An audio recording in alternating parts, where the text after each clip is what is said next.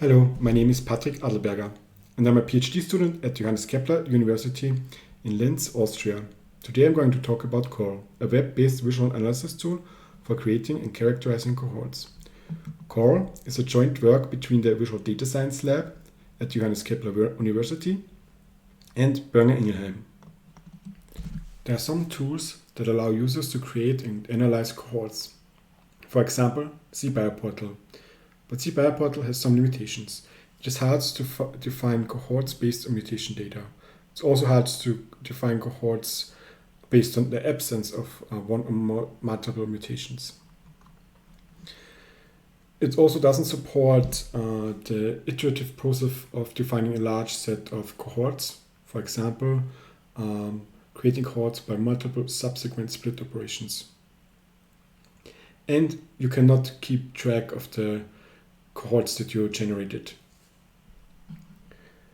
There are also other tools out there that allows the user to create cohorts. One of those is Composer by Rogers and others, as well as Kava by Sheng and others, and the prostate cancer analysis tool by Bernard and others. All those tools can create cohorts, but they do not allow the creation of multiple cohorts at once. And it's also not easy to keep track within those tools and also see the relation between them. In those tools, it's also not possible to visualize the data of multiple cohorts at once. That's why we developed CORE, to characterize and create multiple cohorts and track the relationships between those cohorts. So if you load the CORE web application, you come to a landing page where we have additional information about CORE, which datasets it uses, which features it has, all the publications related to it, and also some onboarding steps to help new users. Here's a QR code to the application as well as a link to it. The publicly deployed CORE instance contains 5 datasets. The database contains mutation data from the AACR Project Genie, mRNA expression data, copy number, GNR copy number, and mutation data from the Cancer Genome Atlas, and data from the Cancer Cell Line Encyclopedia, as well as 2 depletion screen datasets. In total, CORE's database contains data of over 128,000 samples. The pre-processing steps are described in the paper's supplementary notes. To demonstrate CORE, we use a use case that is based on the publication by Nazar in the New England Journal of Medicine. Here the authors focused on the Genie patients and assess race and gender differences with respect to the KRAS G12C mutation frequencies in non-small cell lung cancer and colorectal cancer patients.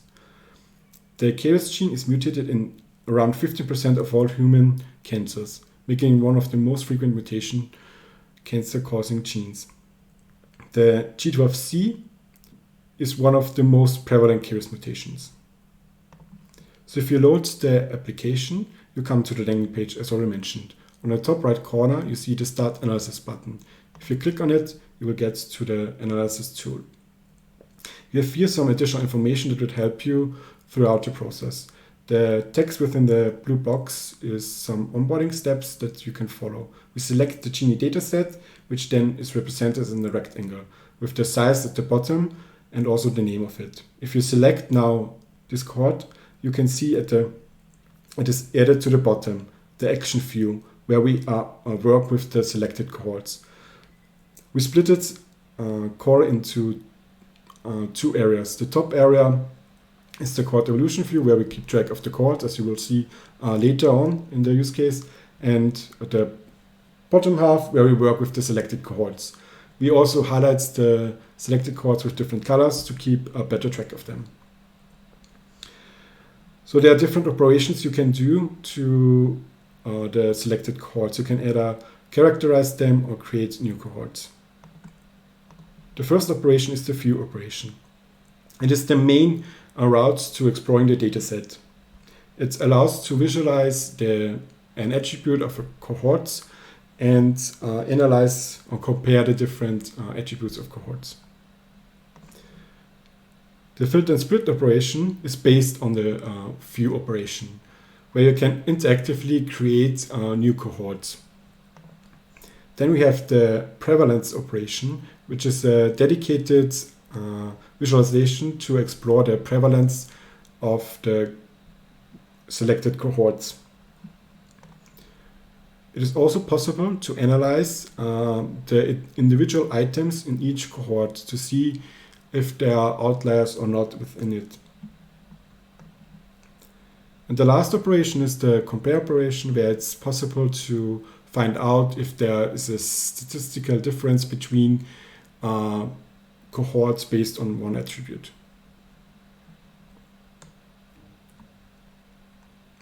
So let's start with the view operation. Depending on which attribute you type in, you get different visualizations. For example, if you use age, a quantitative attribute, we'll see a density plot. If we select gender, a categorical attribute, we see a bar chart. We can also combine different attributes.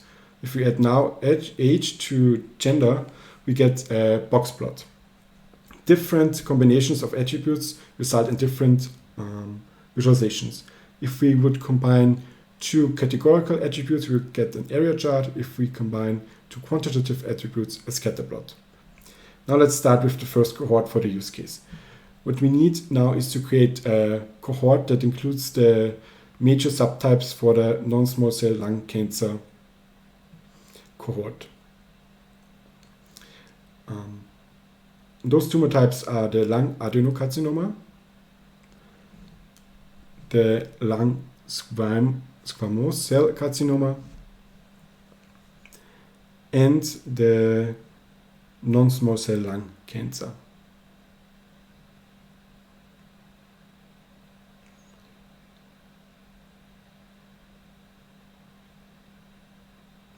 If we click now on filter, we will generate a new cohort that includes all the values that we selected in it.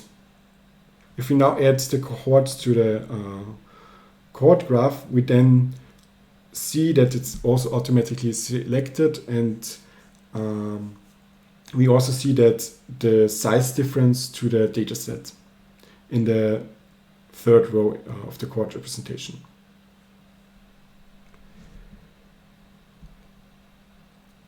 We now create another cohort, the cohort for the colorectal cancers. Here again we select subtypes that are contained within the colorectal cancer, which are colon adenocarcinoma, colorectal adenocarcinoma, and rectum adenocarcinoma.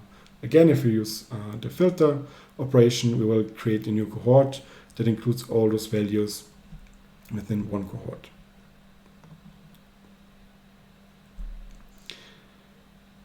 To get an initial impression of the demographics, we select both the cohorts now and look at the age distribution between them.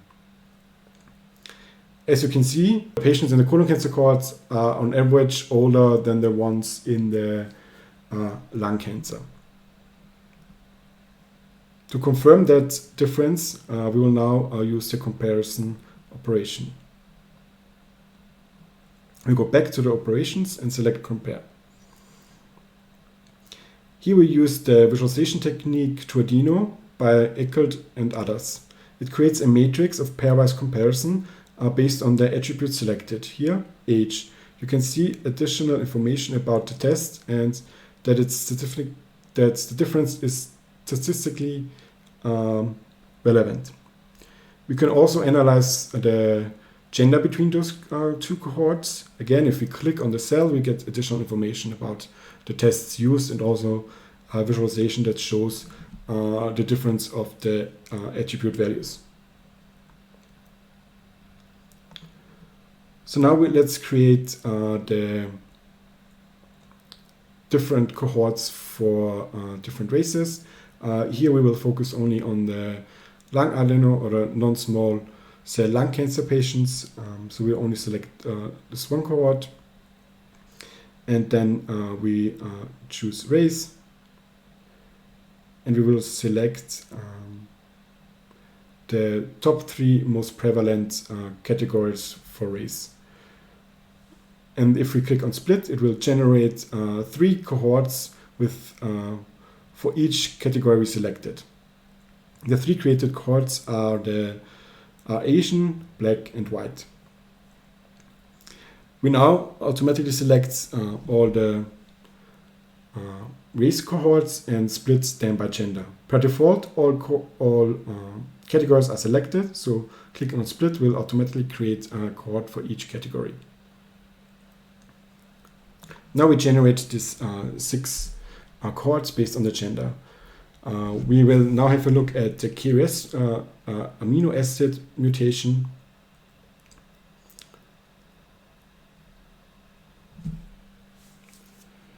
And as we can see here, that the KRAS G12 mutations in the non-small cell lung cancer are less frequent in the Asian women compared to Asian men, so the blue and the red, but are more frequent in Black and white women compared to Black and white men. These observations match the findings by Nassar and others. These findings were easy and fast to reproduce with Coro, which allows the user to create and analyze multiple cohorts at once. Now let's select all the different categories for those G12C mutation and create a new cohort based on them. We'll now use those 6 newly created cohorts to have a closer look at the prevalence of those cohorts. So we go back to the operations and select the prevalence operation.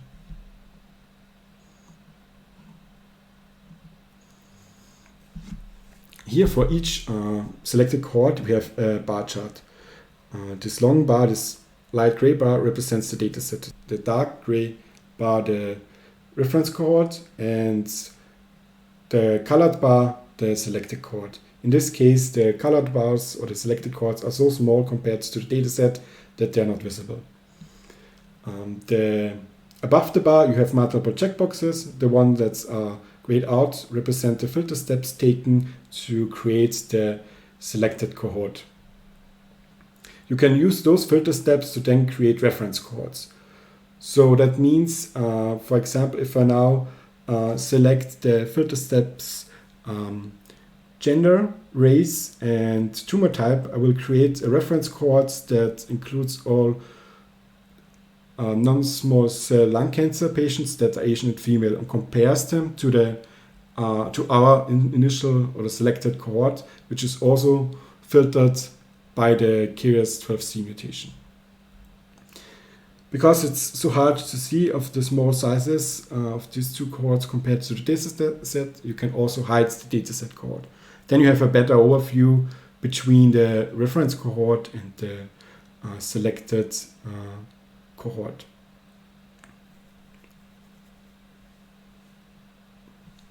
We can also analyze the cohorts on the single data items.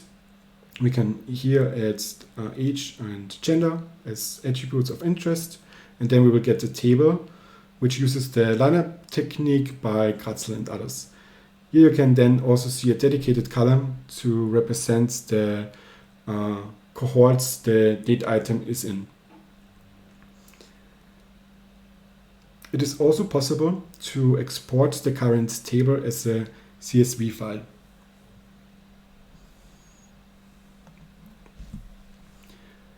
If you are finished with the analysis session, you can also share the session with somebody else. For that, you just save your session, give it a name. You can also make it private, so it's only for you, or you can make it public and then save the session. You now will get a new link or URL that you can share with somebody else. And I'll just demonstrate it if opening it in a new tab where I copy in the link from before. And as you can see, it automatically creates the same cohorts that I had before. It goes step by step to create them. The only difference now is that the cohorts are not selected, but that you can do anyways manually.